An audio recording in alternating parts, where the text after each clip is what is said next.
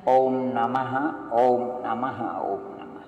छोटी सी चर्चा, क्योंकि संसार में ज्योतिर्भुवन में जीव आनंद सुख चाहे दुख से भय, सब जीव सुख चाहते हैं दुख से, परंतु असली सुख को न जानते हैं, न उसका उपाय जानते हैं, इसलिए असली सुख को प्राप्त नहीं होते हैं।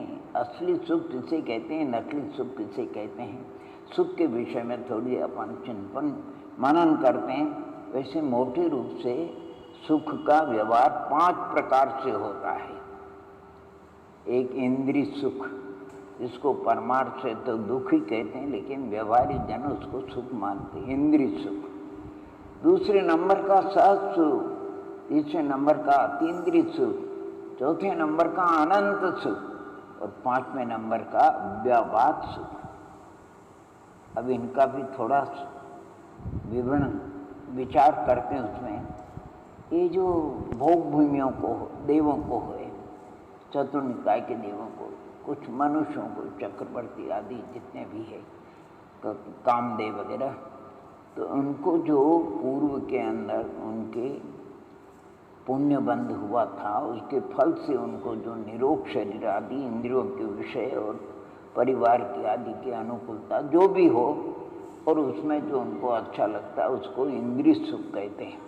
परमार्थ से आचार्य भगवंत ने सपरम बारा सहितम विच्छिन्नम बंध काम कर्म प्रसिद्ध शांति रंति दुखो रंत दुतोदय दुखी, यानी उसको दुखी का परमार्थ, लेकिन व्यवहारिक जन उसको सुख मानते हैं, उसको इंद्रिय सुख का मानते हैं। ये इसका वर्णन आता। बाकी अनंत जीव तो इंद्रिय सुख से भी वंचित है, दुख है, दुख से त्रस्त है, दुखी है। यत्किंचित थोड़े से सिंधु में बिंदु के समान ऐसे जीव निकलेगा जिनको इंद्रिय सुख है, क्योंकि शुभ परिणाम बहुत कम होते हैं, मंद कषाय कम होते हैं, संक्लेश ज़्यादा होते हैं। अपन सिद्धांत से भी जानते हैं, कृष्ण लीशा वाले, नील कापोट लीशा वाले अनंत जीव सबसे ज़्यादा कृष्ण लीशा वाले, उससे कुछ कम वो भी अनंत आनंद नील लेशा, उससे कुछ कम कापोट लेशा, लेकिन पीत पद्म लेशा और शुक्ल लेशा वाले तो बहुत थोड़े हैं, सिंधु में बिंदु के समान होते। धर्मानुराग वाले भी बहुत कम जीव मिलेंगे, इसलिए इंद्रिय सुख वाले भी जीव बहुत कम मिलेंगे। सहज सुख किसको कहते हैं? जो आत्मिक सुख होता है, ज्ञानानुभूति का होता है, स्वानुभूति का होता है, स्वसंवेदन का जो सुख होता है, उसको सहज सुख कहते हैं, क्योंकि वो आत्माश्रित है, वो शरीराश्रित नहीं, पुण्याश्रित नहीं, बाह्य सामग्री के आदि नहीं। ये सुख विरले जीवों को होता है। सम्यक दृष्टि भव्यात्मा को इस सुख की प्राप्ति होती है, अन्य को नहीं होती, वो भी कभी कभी होता है। यद्यपि सम्यक दृष्टि इंद्रिय सुक्ति और प्रवर्तमान होता है, हे बुद्धि से, यानी जैसे कोई तलवार लेकर के सर पर खड़ा हो और उसको कहते हैं आराम से भोजन करो, उसका भोजन करने में मन लगेगा, तलवार दिखेगी उसको। और अतीन्द्रिय सुख संतों को होता है, निर्विकल्प समाधि, शुद्धोपयोगियों को अतीन्द्रिय जो सुख होता है उसको अतीन्द्रिय सुख कहते हैं। वहाँ इंद्रियों का व्यापार नहीं है, मात्र ज्ञानानुभूति, वीतराग, कार्य का अग्नाभावी वीतराग सम्यक के साथ में जो स्थिति होती है, उनको अतीन्द्रिय सुख होता है। बहुत कम जीव होते हैं, बहुत बिरले संत होते हैं जिनको इस सुख की प्राप्ति होती है। अनंत सुख के धारी तो अनंत परमात्मा, घात्य कर्म से रहित, जिनको अनंत ज्ञान दर्शन सुख। अरे 12वें गुण स्थान के चरम समय तक भी अनंत सुख का व्यवहार नहीं है, क्योंकि अभी अनंत ज्ञान नहीं, अनंत दर्शन नहीं, अनंत विधि नहीं। यद्यपि क्षायिक सम्यक तो एक क्षायिक चारित्र है, तथापि अनंत ज्ञान दर्शन विधि के बिना उसमें अनंतता नहीं आती है। अनंत परमात्मा को, सिमंद परमात्मा को, जो वृषभादि योगी तीर्थंकर अनंत अवस्था में थे, उनको अनंत सुख था। और अव्याबाद सुख सिद्ध भगवंतों को है, उनको वेदनी आदि अघात्य कर्म आदि अभाव है, इसलिए अव्याबाद सुख जिनको है सिद्ध भगवंत, सर्वोत्कृष्ट अगर कोई सुख है तो अव्याबाद सुख है। फिर दूसरे नंबर का कोई है तो अनंत सुख है, तीसरे नंबर का है तो अतीन्द्रिय सुख है, और चौथे नंबर का है तो सत सुख है, 5वें नंबर का परमार्थ सुख दुख है। प्रकार से उसको इंद्रिय सुख लोग मानते हैं। ऐसे हमको तो अक्षय अतीन्द्रिय अव्यापात सुख की प्राप्ति करनी है।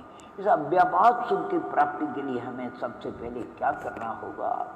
तो कहते वीतराग देवगुरु शास्त्र के यानी आयतनों के अवलंबन से हमें जीवादि तत्वों का विपरीत अभिनिवेश रहित सम्यक प्रकार से श्रद्धान करना होगा। अच्छी तरह से जान करके ये उपाधि का स्वप्रकाश जब वास्तविक औपनिक सम्यक दर्शनादि प्रकट हो जाएगा तब हमें सत्सुख का सत्सुख का आभास होगा। और फिर आगे प्रयत्न करेंगे। जब अनंतानुबंधी चली गई तो अप्रत्यक्षान प्रत्यक्षान भी जाएगी, संज्वलन मंद हो जाएगी, ध्यान निर्विकल्प समाधि शुद्ध उपयोग होगा, परम धर्म शुक्ल ध्यान होगा, वहाँ अतीन्द्रिय सुख होगा। वो तो अलौकिक है। उसके विषय में संतों ने कहा यो चिंत निज में थिर भये यानी अखत जो आनंद लयो सो इंद्र नाग नरेंद्र हम इंद्र के नहीं गए। और जो अनंत परमात्मा को अनंत सुख उसकी तो क्या कहना, अनंत अनंत सुख, कोई सीमा ही नहीं उसकी। घात्या कर्म रहित हो गई, नवक्षायिक लब्धि से विभूषित हो गई। आहा अनंत सुख और अव्यावाद सुख सिद्ध भगवंतों को, यहाँ पर शरीर भी नहीं, अघाती कर्म का संबंध भी नहीं, ओदय भाव भी नहीं, ऐसे सिद्ध भगवान सदा साधी अनंत काल तक जो है अव्यावाद सुख में लीन रहते हैं। हमें भी उसी अव्यावाद सुख की प्राप्ति के लिए पुरुषार्थ कर रहा। उसके लिए पहले तो हमको माने अंतरात्मा सम्यक दृष्टि सम्यक दर्शन का प्राप्त करना होगा। फिर अरहंत सम्यक दृष्टि के बाद संत होना पड़ेगा, बिना संत के नहीं, और संत के बिना अरहंत नहीं, और अरहंत के बिना सिद्धत्व की प्राप्ति, सिद्धत्व की प्राप्ति के लिए अरहंत पद का प्राप्त, अरहंत का होना जरूरी, अरहंत अवस्था का, उसके लिए संत का होना जरूरी है। अर्थात ज्ञानेश्वरी दीक्षा धारण करके और छठे सातवें आदि गुण स्थान का धारण करना परम आवश्यक। और इसके बाद उसके पहले सम्यक दर्शन की प्राप्ति होना भी परम आवश्यक है। आज हमको पुण्य योग से इस विषम काल में भी, इस पंचम काल में भी हमको वो अवसर प्राप्त हुआ है। वीतराग देवगुरु शास्त्र का समागम मिला है। तो हमें परमात्मा को छोड़ करके यानी यथार्थ अगर हम पुरुषार्थ करेंगे तब पे विचार का चिंतन मनन का करेंगे, द्रव्य गुण पर्याय आदि का, तो अल्पकाल में आप और हम भी अनंत संसार से छूट सकते हैं। मिथ्यात्व का अभाव और असंयम का अभाव हो करके अपने को भी संयम लब्धि की प्राप्ति हो सकती है।